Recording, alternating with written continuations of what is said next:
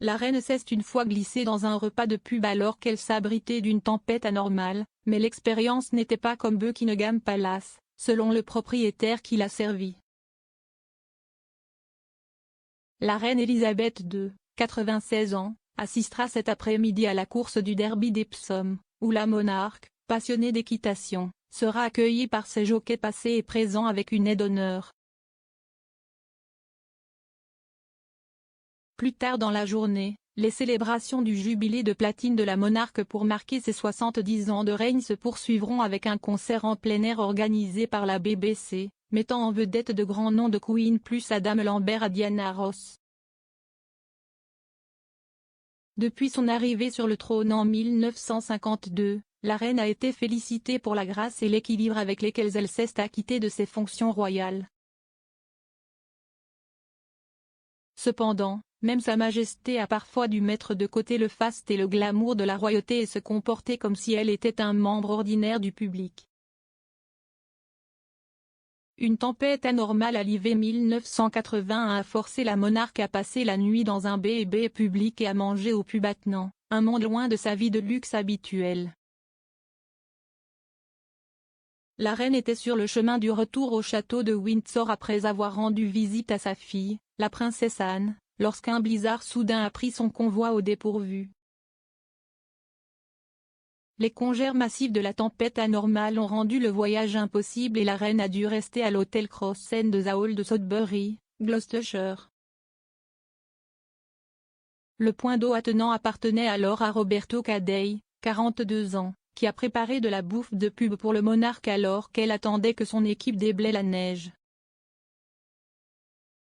Le propriétaire s'est rappelé avoir servi Sa Majesté dans le récent documentaire de Channel 5 Secrets of the Royal Palace.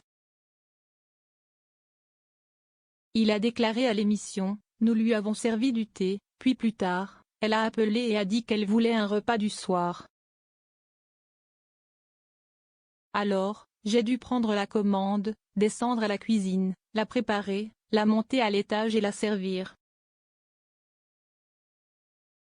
Évidemment, ce n'était pas comme être à Buckingham Palace. Nous avons fait de notre mieux. Tout ce qu'elle voulait, nous l'avons fait. Elle a commandé à partir du menu. J'ai suggéré ce qu'elle voulait.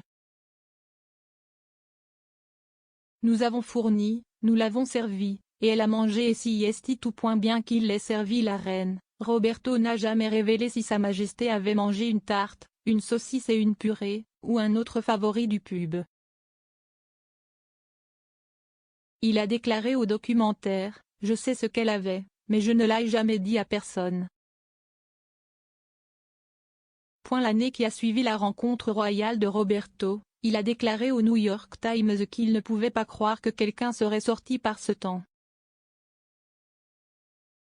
Un membre de l'équipe de sécurité de la reine lui a dit, « Je souhaite vous informer que Sa Majesté la reine est à l'extérieur. Pourriez-vous l'accueillir aussi ?» L'épouse de Roberto, Heather, a révélé au Times ce que Sa Majesté portait pendant son séjour au B&B. Elle a déclaré, « Je dois avoir été la seule femme à avoir jamais reçu la reine dans son vieux jean bleu et son sweatshirt. Nous n'avons pas eu le temps d'être nerveux ou agités. Je lui ai juste fait une tasse de thé et préparé la table pour qu'elle mange. »